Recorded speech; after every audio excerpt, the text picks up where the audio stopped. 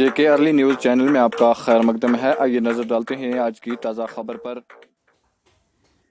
साबका MLA भद्रवाह श्री दलीप सिंह परिहार ने मजदूर लोग जो बाहर रियासतों में काम करने गए थे अचानक वहीं फंसने पर काफ़ी तशवीश का इजहार किया। उन्होंने अपने प्रेस बयान में कहा कि उन्हें सुनकर बड़ी तशवीश हुई कि उनके भलेसा व दिगर इलाकों के मजदूर लोग हिमाचल प्रदेश, उत्तरांचल, वेस्ट बंगाल व दिगर रियासतों में फंसे हुए हैं।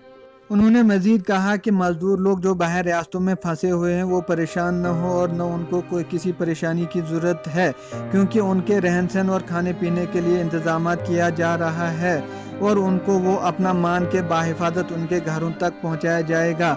उन्होंने मजीद कहा कि मजदूरों के वारसीन और रिश्तेदारों को भी कोई परेशानी की ज़रूरत नहीं है। उनके अपने लोगों को हिफाजत के साथ वहां रखा जा रहा है और वापस लाने के लिए मुसलसल कोशिशें की जा रही है। डोडा के आम लोगों से गुजारिश की है कि वो हुकूमत, पुलिस व मकामी इंतजामिया की हिदायत पर अमल करें और उनको पूरा ताउन दें, क्योंकि कोरोना वायरस बीमारी से लड़ने के लिए मुकम्मल ताउन की ज़रूरत है।